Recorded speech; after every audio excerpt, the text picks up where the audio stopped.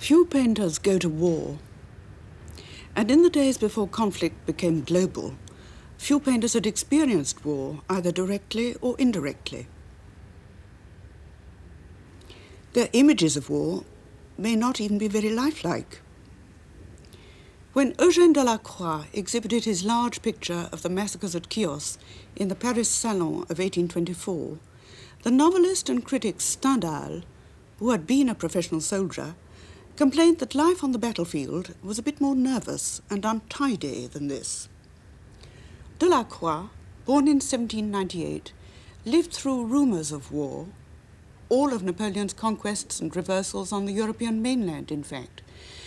But he grew to maturity in those years of peace after 1815, which many young men found positively dull. War was in Greece. The Greeks were fighting for their independence against the Turks. But Greece was a distant country, and the French, for once, were not involved. In 1822, Delacroix, a nervous, elegant, and well-bred Parisian, was preoccupied with his dwindling finances and his growing reputation.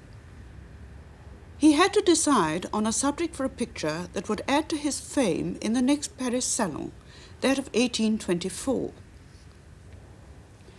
Like many of his contemporaries, he was a great admirer of Lord Byron, and Byron had died at Missolonghi in 1821. Rumours of war, always in the background of Delacroix's life, had been brought into sharper focus by this event. But in April 1822, 20,000 Greek civilians were massacred by the Turks on the island of Chios. And by May 1823, Delacroix, as we read in his journal, had decided to make this the subject of his salon picture. He documented himself by reading the memoirs of Colonel Voutier, a French officer serving with the Greeks, and by borrowing a few Turkish costumes from a fellow painter called Auguste. From these flimsy props and second-hand knowledge, Eugène Delacroix, aged 26, created perhaps the mightiest elegy for the victims of war ever to be painted. It is not only a big picture, it has the inner coherence and cross-references of an autonomous world. Delacroix had never been outside France. He had scarcely been outside his painter's studio. His terms of reference were not European affairs, but the works of other painters, in particular the war pictures of Baron Gros, who in 1804 became the most famous painter in France with his picture of Napoleon visiting the plague hospital at Jaffa. Delacroix loved this painting. He loved the immense pathos of the great stricken nude, the dignity of the Arab orderlies, the doomed face of the young French doctor who has caught the contagion for which there was no cure. Delacroix remembered these attitudes when he came to paint his picture. But one thing he discarded. He discarded the hero. On Delacroix's battlefield, nobody wins. The Turkish enemy is given an oddly introverted gaze, as if he too is stricken with some sort of problem. Even the horse seems troubled. Another Turk is shown in the shadows, against the light. Yet another looks like a marionette in the middle distance. This, in the mature years of the Romantic consciousness, is the new truth about war. Everyone involved is a victim. We must remember the title, Scenes from the Massacre at Chios. It is an episodic work. A rigid structure of two interlocking triangles binds together a series of self-contained dramas. On the right, some sort of rape is about to take place. In the foreground, a dying woman gazes in despair at her hungry baby. Her mother gazes out of the picture, beyond us, as if lost to normal contact.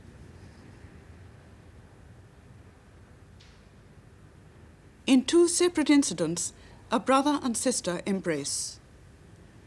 A girl begs in vain for comfort from her abstracted father.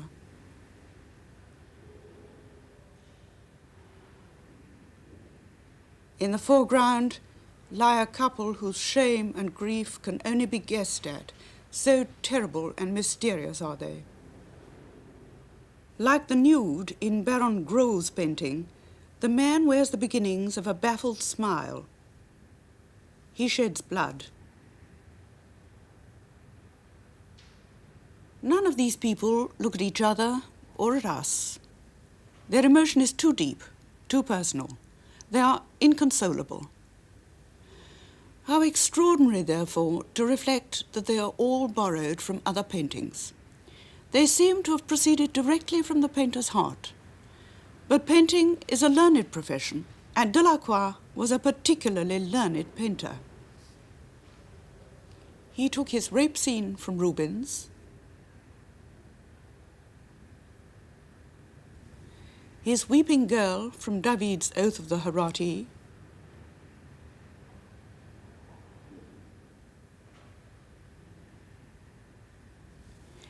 and most audacious of all, his tragic father and daughter from the Jupiter and Thetis, painted by Ingres in the museum at Aix. And the references to the massacre painting in Delacroix's journal show him to be very calculating, very much in control.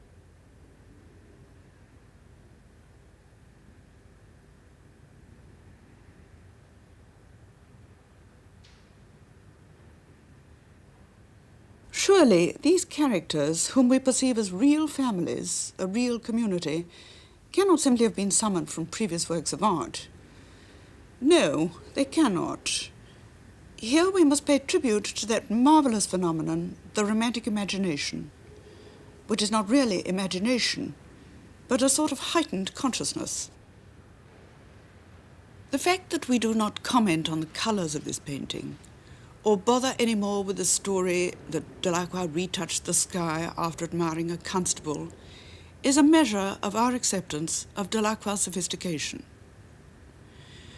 When we have experienced this picture, we feel safe in the hands of a man of superior intelligence, one who is in command of his art and his feelings, and he is only 26.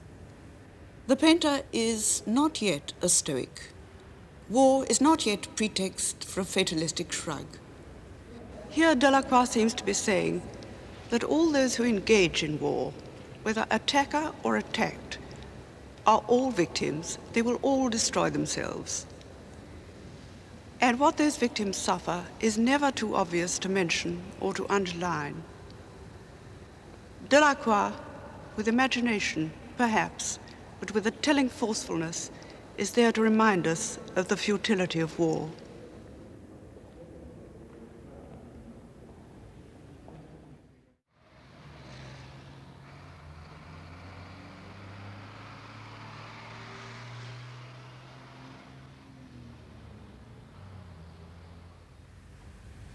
God had sufficiently gifted him to enable him to be a good king, perhaps even a tolerably great one. These prophetic words were written by Saint-Simon when he arrived at the court of Versailles in 1691, just 10 years before this portrait of Louis XIV was painted by Rigaud. Saint-Simon was wary of the king and hardly lavish in his praise, yet this pronouncement seems heartfelt enough. And in the 18th century, Voltaire was to write, "Nature herself seemed to excel in producing men of the highest rank in all the arts in France, and in bringing together the court of Versailles, the most handsome and the best favored men and women ever to grace a court." Above all his courtiers, Louis rose supreme by grace of his figure and the majestic nobility of his countenance. The sound of his voice, at once dignified and charming, won the hearts of those whom his presence had intimidated. His bearing was such as befitted himself and his rank alone, and would have been ridiculous in any other.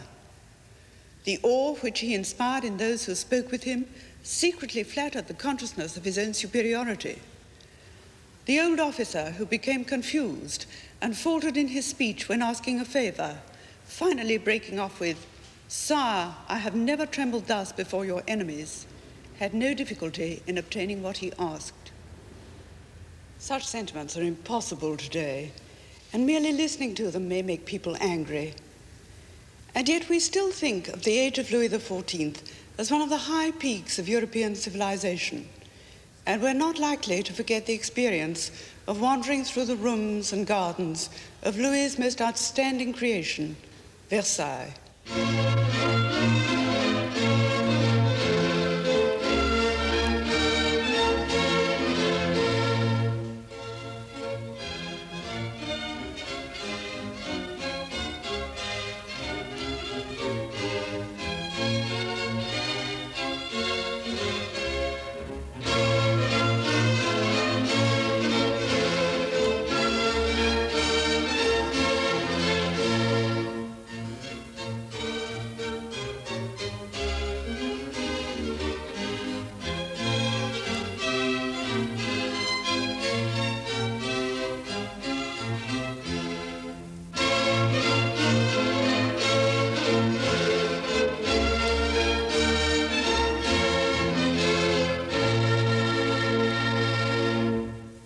By 1682, there were 36,000 workmen at Versailles. To his grandson, Philip V of Spain, Louis remarked, "There are few more innocent amusements than hunting and the pleasures of a country house, provided one does not spend too much on it." To his great-grandson, who was to become Louis XV, he confessed that he had spent too much on Versailles, a sentiment with which the revolutionary mobs were to be in total agreement. Today, in this age of architectural shame, we must be grateful for every penny he lavished on his beloved palace and its gardens. Here he is, as painted by Rigaud, in his coronation robes. He is 62 years old, and he has been King of France for 57 years. He has another 14 to go. This phenomenon easily dominates the emblems of royalty grouped discreetly to his right: the scepter, the crown, and the hand of justice. The order of the Saint-Esprit round his neck is no more prominent than the figure of justice with the sword and scales on the base of the column. Any amusement provoked by the ridiculous padded breeches and high-heeled shoes is instantly quelled by the cynicism of that gaze. Here is a man who knew exactly what his courtiers thought of him because he opened their letters to find out. In this confrontation between the painter and his model, it is the model who wins. So great a sitter would douse any idiosyncrasies that Rigaud might have thought of introducing. And for a court painter, which is what he was, Rigaud was capable of very independent tastes.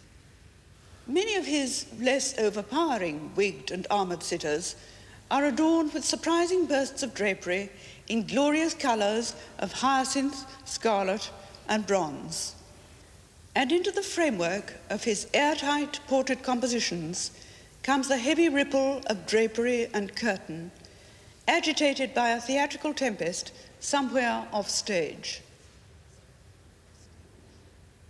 The painter, Rigaud, was not only a public servant who sensed the drama of public occasions, he was a connoisseur both of people and of pictures, probably in that order. One of the few facts we know about him is that he owned 8 works by Van Dyck and 7 by Rembrandt. And this monumental, quintessential, and indeed archetypal portrait of Louis XIV is in fact an adaptation of another portrait of another king, Van Dyck's Charles I of England. With rather more subtle flattery, Van Dyck has shown the tiny and sensitive Charles I as just another English country gentleman, although his pearl earrings and satin doublet hinted his almost feminine fastidiousness. Yet Van Dyck succeeds in conveying nonchalance, an aristocratic English quality not much prized by the French, who preferred precision. If Charles I might be mistaken by the uninitiated for a gentleman out hunting, Louis XIV, who in fact did hunt twice a week, is nothing less than an anointed monarch. We do not need any symbols to explain this to us, and indeed there is something unnecessary about all those lilies of France on the mantle and the cushion. Instead of symbolism, Rigaud has rightly given us profusion. That vast, heavy curve of ermine, those great tassels, that slow-moving curtain in the king's favorite color, brown. This strong but aging man, striking a pose for his clever court painter, knows that his subjects are sick and tired of him. The news of his death in 1715 was to be greeted with relief at Versailles and with joy in Paris. And when Rigaud set to, in 1730, to paint the new anointed monarch, Louis XV, he proceeded with that briskness and energy that is said to have characterized the end of an era at Versailles. Draperies flutter, coronation robes swing aside, gilded ropes are slung round columns. Yet the effect is less, particularly when we return to Louis XIV. Patient, knowing, haughty, and impassive, the king, for I think we must acknowledge that he is the king, gazes down at us. Like most portraits of kings, and more than most, it is an icon, that is to say, a symbolic, almost sacred image. If you like, you could say that the artist has put his subject on a pedestal. But the fact that Rigaud has somehow preserved his own dignity along with that of the king is a considerable achievement. It is this sense that powers are being held in reserve by both artist and subject that underlines the more obvious majesty of this particular portrait.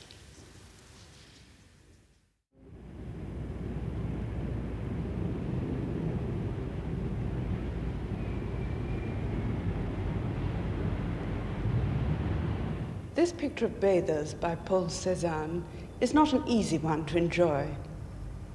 In fact, a lot of people who have seen it report feelings of anxiety, even of distaste. These may be appropriate, for it was produced with very great difficulty by a painter who was trying to do something which may in fact have been impossible.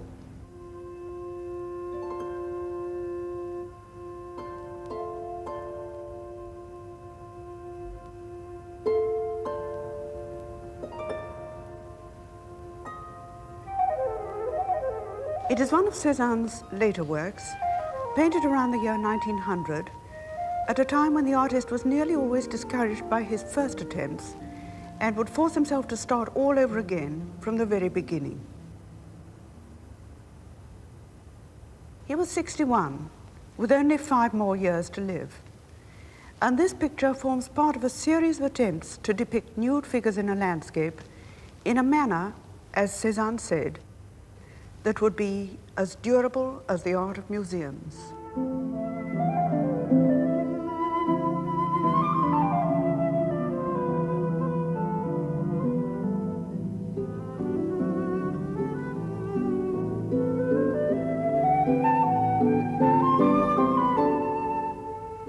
He wanted his picture to be timeless, impervious to atmospheric change, transcending a passing fashion, and fit to take its place beside the works of the old masters.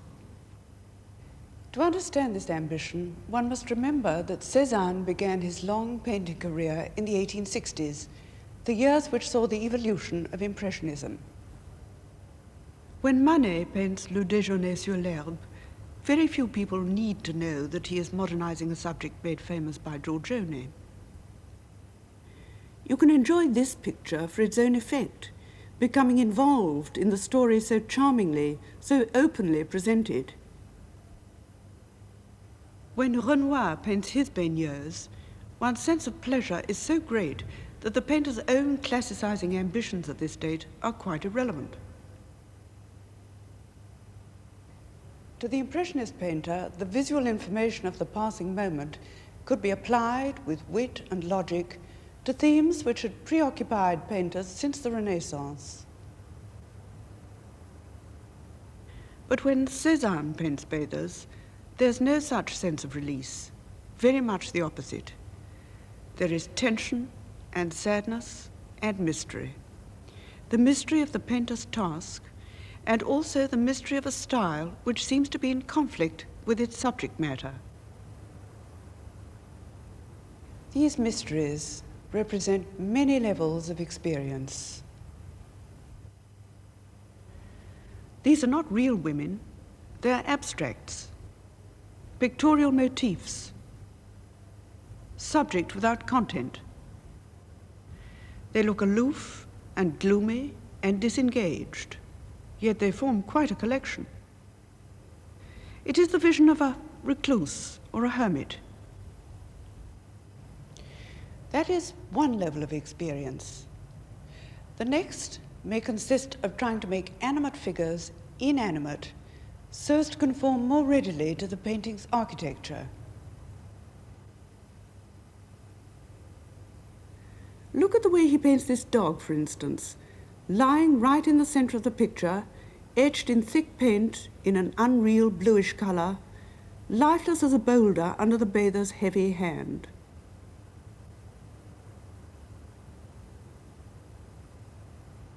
Or the back of this bather's foot, a blotch of brown paint twisted at an unlikely angle while her right foot has disappeared altogether. And what this diminutive, waspish figure is doing totally out of scale on the extreme right, we're left to ponder for ourselves.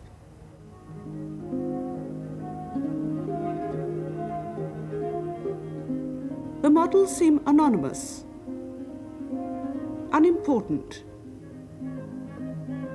put in the picture to obey the imperatives of structure.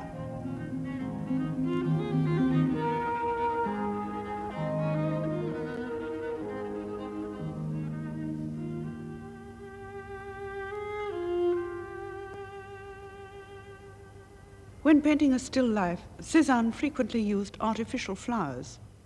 They lasted longer. And when he painted men playing cards, he eliminated the mobility of their features by giving them faces that are literally masks. In all his late works, Cezanne tries to come to terms with his sense of time, and perhaps also with a desire too long repressed. He searches for a formula which will resolve all these difficulties. In fact, he is painting concepts of nature which exist only inside his head. He is forced to paint several versions of the same subject with increasing despair. Hence the anxiety that hovers around his late works. There are many bathers, many card players, and many pictures of the mountain that overlooks his home at Aix-en-Provence, Mont Sainte-Victoire. All these pictures involve an element of distortion. The baigneurs in the version of the theme now hanging in the Philadelphia Museum are rammed into a pyramidal scheme that might even be an echo of the mountain. The National Gallery picture, which is slightly later, still tends in that direction. The structure of the whole is more interesting than its components, for Cezanne is not trying to reproduce life. He speaks of art as a harmony parallel to nature. Above all, one is aware of this strange and haunting picture as an effort of will, an effort to impose will on the random and haphazard structures of the natural world.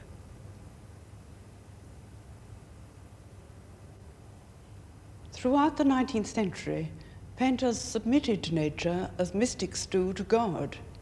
But Cezanne finally decided that this would not do. Here, he has imposed on nature a structure as rigid as that taught in any academy, a pyramidal composition and a central vanishing point. He is attempting nothing less than a total synthesis of art and nature.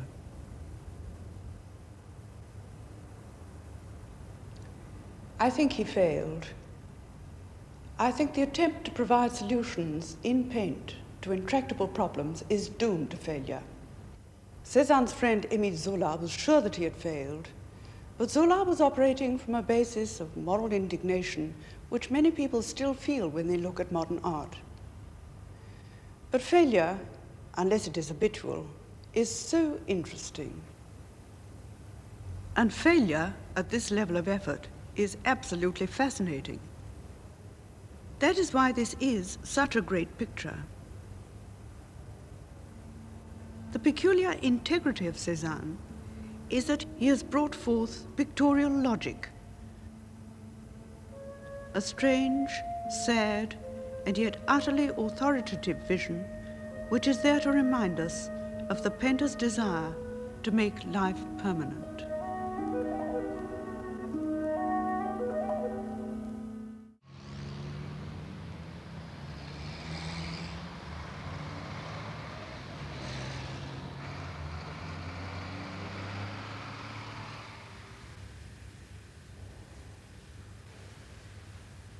A shameless picture, a picture capable of embarrassing even the most fervent admirers of the great establishment figure who painted it in 1862, Dominique Ingres, professor des Écoles des Beaux-Arts, member of the Institut de France, senator, and Grand Cross of the Legion of Honor.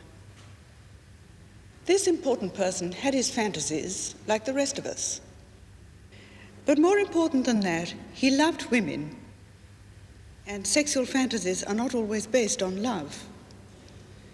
His whole work is informed by a serious appreciation, a considered appreciation of a woman's looks, her moods, her elegance, her sophistication, and her accessibility.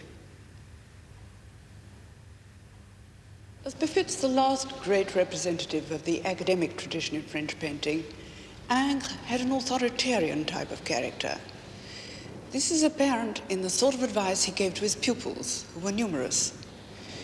When he wanted them to stop looking at the Florentine masters and to concentrate on Raphael, he pronounced, "Those gentlemen are in Florence, and I am in Rome. You understand, messieurs, I am in Rome." People were terrified of him. The more sophisticated of his contemporaries, like his great rival Delacroix, laughed at his pomposity. Delacroix rather spitefully called him dim-witted and pronounced his painting to be the complete expression of an incomplete intelligence. This is wrong. Pompous Ingres may have been, awe-inspiring he probably was, bossy certainly, but above all, very, very clever. It was the sort of cleverness that takes in everything at a glance and then patiently works it out in terms of composition. This lady is a wit. You can see it in the quirkiness of the lines and attitudes. This lady is a hypochondriac. You can see it in the stuffiness of her colors and the elaborate and exhausting contours of her dress and hair. So the painter is a man who loves women, who is clever with them, who is also serious and important. He is one more thing. He is innocent. He is totally respectable. Then how, at the extremely respectable age of 82, did he come to paint so shameless a picture as the Turkish bath? Naturally, some critics have said that at that age, to fantasize in this way was about the only thing he could do. But this doesn't cover it. To have such appetites at any age is a considerable attribute. And in any case, this is only one part of the story. The respectable side of the painting, its alibi, so to speak, is the fact that it has to do with the bathing figure, or baigneuse, that is not only a staple theme in European painting, but a preoccupation with Ingres himself. His first treatment of this theme, the Valpinçon baigneuse, dates from 1808, more than 50 years earlier, and you can see that Ingres was so satisfied with his formulation of the figure that he retained it and restated it as an element in the Turkish bath.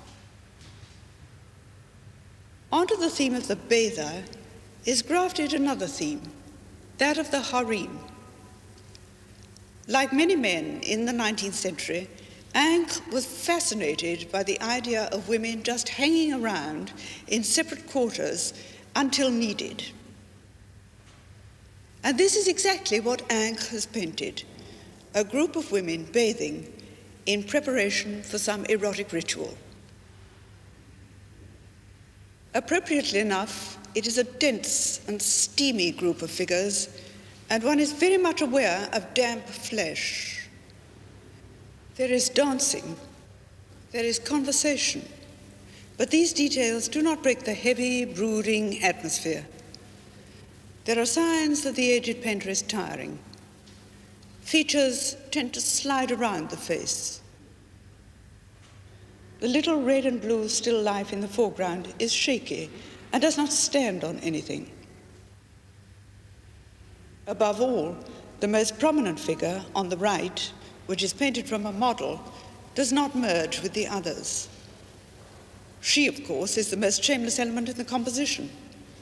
There might have been another. The truncated lady in what would have been the corner if the picture was still square as originally planned. Ingres sacrificed her when he rounded off the canvas in 1860. This dense group of unrelated nudes gives out something more dreamy than a sense of erotic exhaustion or anticipation. The painter is aware that love is a serious business, and that even thoughts about it may tend to the melancholy. Many of these heads are very grave. They do not titillate. Some have the mistiness of uncertain perspective. Only the two foreground figures are seen in sharp focus, and they represent the two polarities of innocence and experience.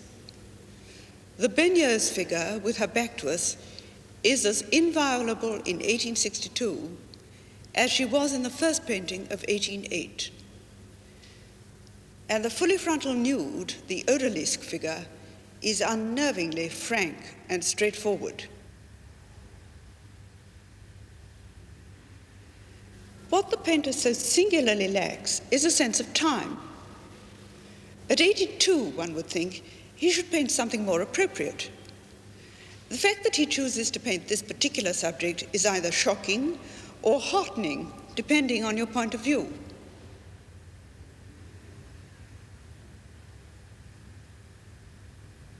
His characters have not grown old along with him. The poet and critic Baudelaire, who was to die in early middle age in 1867, the same year in which Ingres died at 87, was aghast at this seemingly permanent youth and appetite, but wrote perceptively of the painter's sensuality, describing it as robust and nourishing as love in the days of the ancients.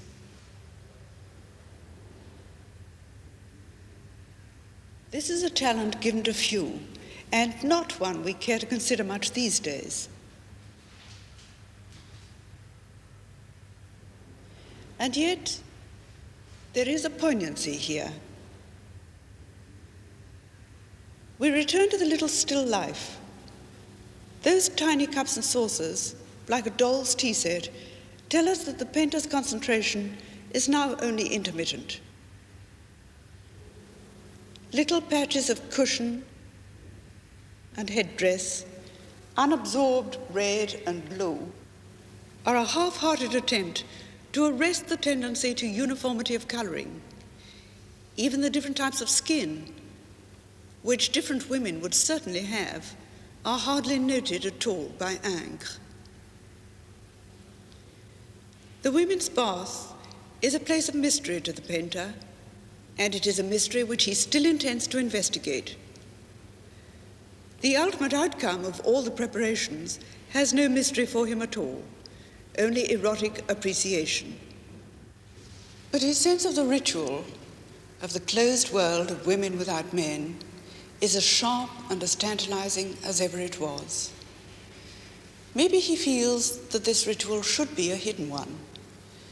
Maybe this accounts for his hazy visualization of the scene. For we must remember that he is very, very clever. And although the picture was acquired by the Turkish ambassador to Paris, who loved spicy subject matter, to Ingres it was anything but that. He has preferred to present the truth as he himself saw it, as a grave and dreamy preparation for the most serious of activities.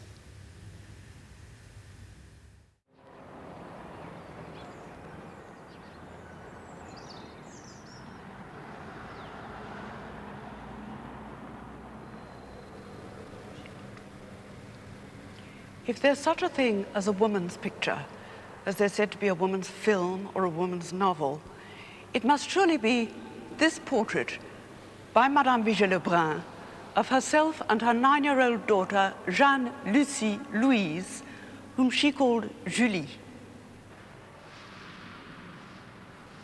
It has tenderness and sweetness and affection.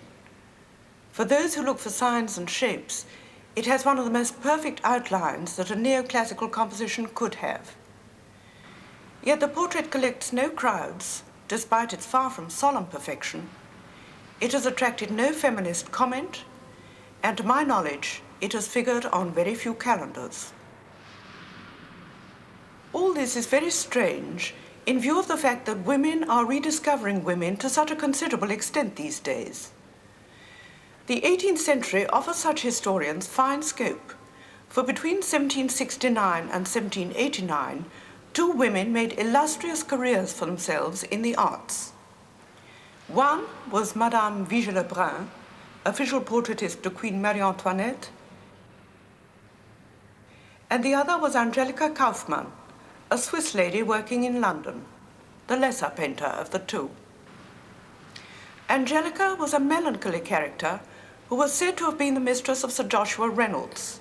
The scandal did her career no good. Madame Vigée-Lebrun was altogether tougher and more clear-headed, and had an absolutely delightful life, which she describes in her 2 volumes of memoirs. As you can see, both ladies had the successful career woman's most precious qualification. They were very good-looking. Elisabeth Vigée seems to have been one of those very feminine women who have no need of men, but who take their pleasure from their own charming appearance and the company they attract. At the age of 20, she made a sensible marriage to the powerful and slightly crooked picture dealer Pierre Lebrun, who gambled her money away as fast as she earned it. She had 2 daughters, only one of whom survived, the much-loved and ultimately disappointing Julie. She married the secretary of a Russian nobleman, thus defeating her mother's hopes for advancement. On the day this child was born, Madame Vigée-Lebrun, as she now called herself, worked in her studio, painting, as she says, in the intervals when I felt no pain. We know surprisingly little about her, except what she tells us in her memoirs. And these are mostly about her travels and the parties she went to, and the delightful company she seemed to find wherever she went. But we can pick up some hints, both from what she puts in and from what she leaves out. We know, for example, that she was ambitious. When she saw Rubens' masterpiece, Le Chapeau de Paille, in Antwerp in 1783, she had no inhibitions about painting herself in exactly the same pose, with the same difficult shadow cast on the face. We know, because she tells us, that she hated painting dull faces. which must have been very hard when she was called upon to portray the Queen, whose heavy Habsburg jaw she makes no attempt to disguise. Such portraits, which were thought charmingly informal at the time, strike us today as boring and artificial. Too many clothes, too big a setting, too exhausted a pictorial convention. It was not only the pictorial convention that was wearing out, it was the political one as well. For this particular portrait of the Queen and her children was painted in 1787, and within 4 years, that same Queen was a prisoner in Paris. We also know that Madame Vigée Lebrun was extremely fashionable.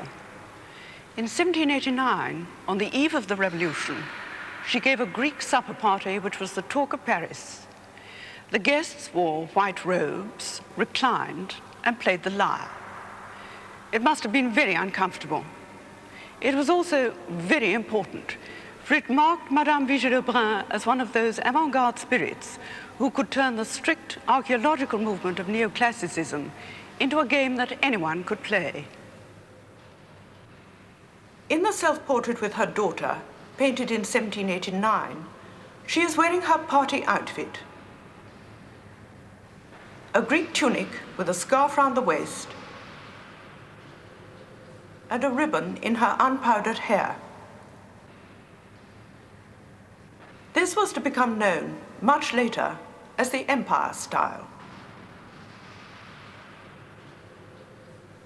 But this portrait is rather more than the ancestor of the society photograph, as it might well have turned out to be.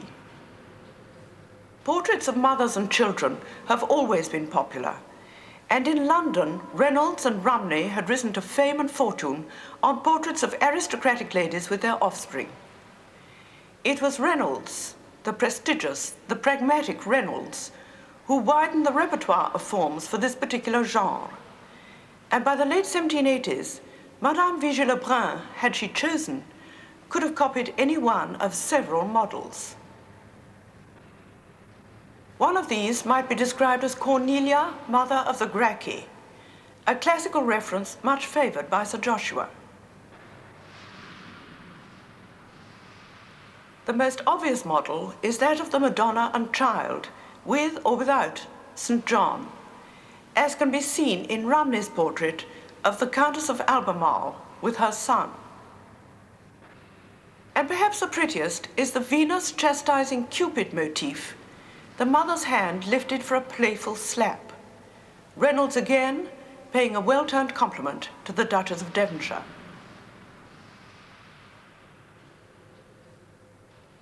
But Madame Vigée Lebrun has used none of these patterns.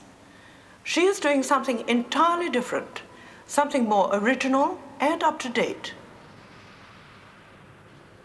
This is the pyramid of Gaius Cestius, one of the plates from Piranese's Vedute di Roma, published in 1756. Apart from being extremely magnificent, these engravings had a vast effect both on the neoclassical movement and on the strong romantic attitude towards the past that grew up with it. Madame Vigée Lebrun has been very clever in her use of this towering shape. She has domesticated it. Yet she was clearly influenced by it, for in an earlier self-portrait, painted in 1786, she has not avoided a certain fussiness, and she has broken the outline with a rather unresolved horizontal.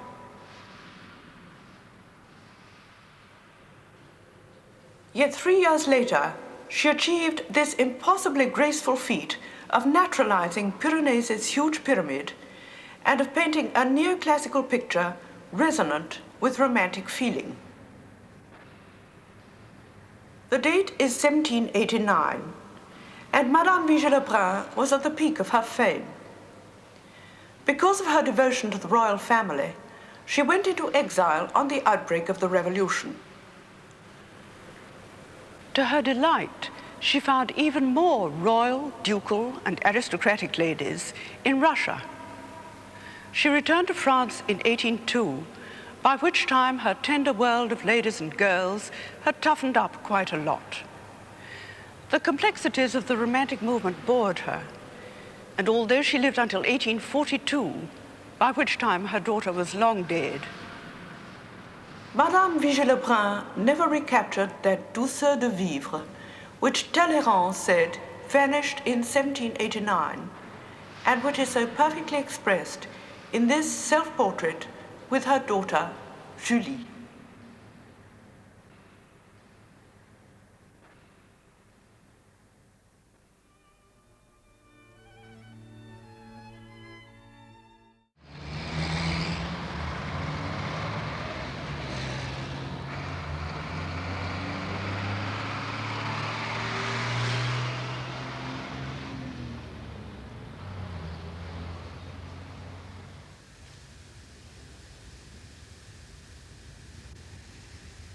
I doubt if many people express their grief publicly these days. In the 18th century, on the other hand, it was a matter of honor to show your emotions. Even in the stern days of neoclassicism, a style which concerned itself with heroic actions performed either by the Greeks or the Romans, the emotions of despair and grief were both drawn upon and even enjoyed. David's Brutus receiving the bodies of his dead sons is a case in point. Lucius Junius Brutus belongs to the relatively dark ages when Rome was a kingdom ruled by Tarquin, a ruthless tyrant. On hearing of a rape performed by Tarquin's son, Brutus swore an oath to rid Rome not only of the Tarquins, but of the very institution of monarchy itself. The first Roman Republic was established in 508 BC, and for the first time in the history of the state, the rule of law, as Livy says, prevailed above the rule of man. Unfortunately, Brutus's sons turned out badly. They entered into a conspiracy with their mother's family to restore the rule of the Tarquins, and Brutus was obliged by that same superior rule to have them put to death, his own sons. According to Plutarch, Brutus watched impassively while his sons were executed. The painter David found himself unable or unwilling to paint the scene of Brutus witnessing his son's execution. So he invented a sort of postscript to this incident in which Brutus and his family received back into their house the dead bodies of the two youths.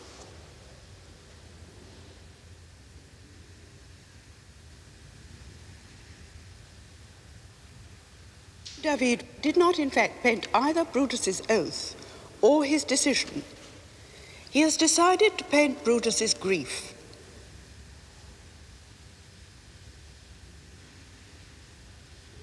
The picture is like a serial story whose episodes have been collected into a unity.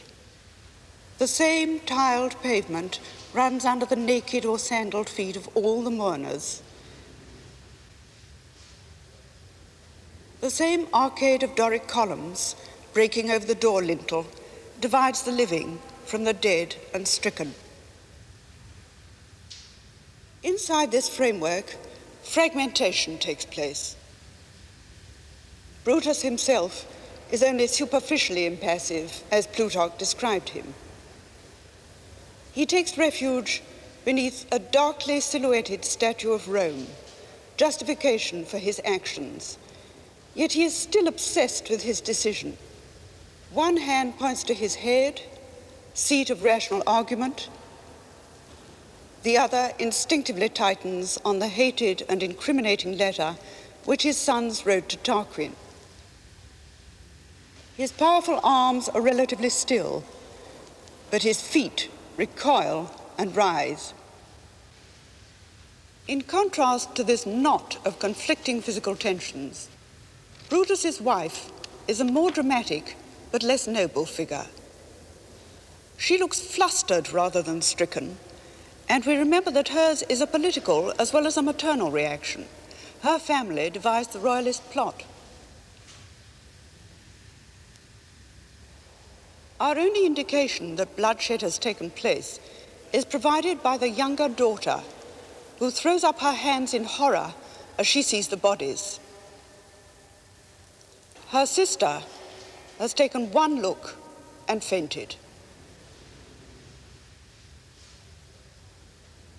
Her limp arm merges into the line of the mother's leg, and so brings the eye to the outer rim of the composition.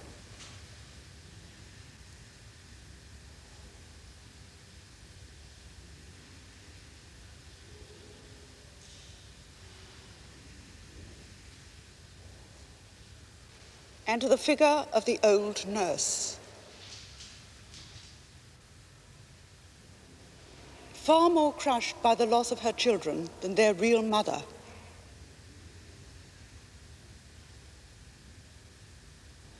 And from there, the eye returns to the mother, for attention seems to be pulling them apart and thus forcing a comparison. And guided by the very necessary arm of the mother, we're led to what can be seen of the bodies of the sons.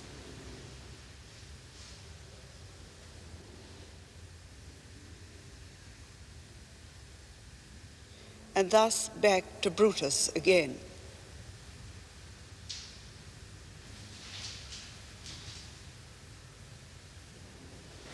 All attitudes to grief are here. Tormented, angry, physically uncontrollable, stricken,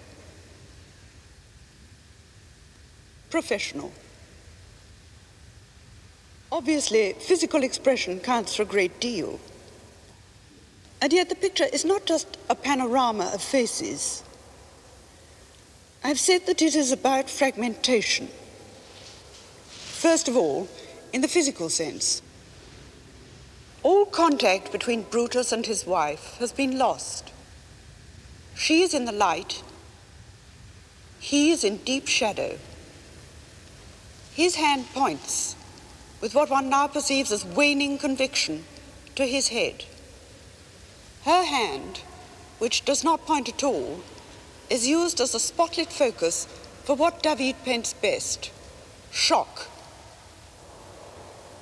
And beneath her shocking hand is her pathetic work basket. In fact, the exact physical center of this domestic drama is occupied by a ball of yarn, which looks very modern and middle class, as does the respectable tasseled tablecloth over the goat-footed table.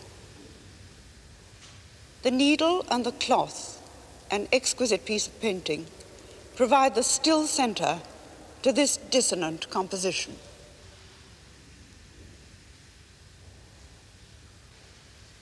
Has the painter disrupted the space too much?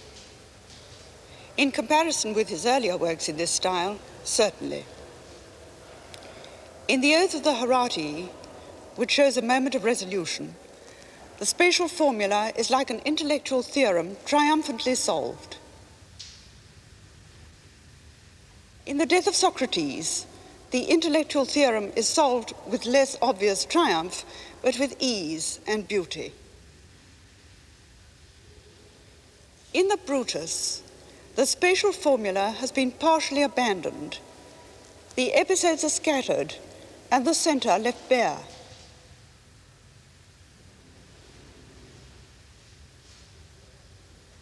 There's something ragged and discordant about this picture, which may give a hint that change is on the way.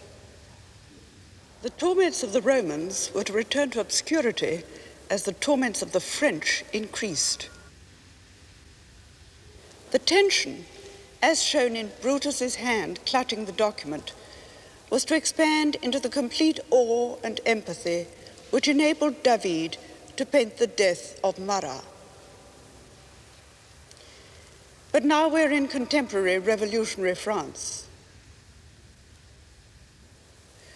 Back in ancient Rome, this strange and powerful picture of Brutus and his dead sons shows David fulfilling two purposes.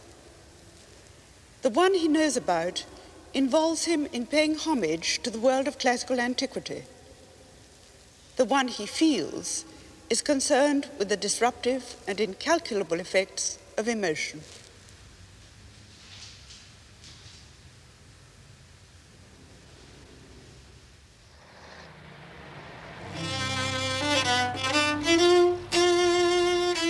It was a crime that shook the art world, the incredible inside story of a stolen Da Vinci masterpiece in a daring art heist from a Scottish castle. Listen to The Missing Madonna on BBC Sounds.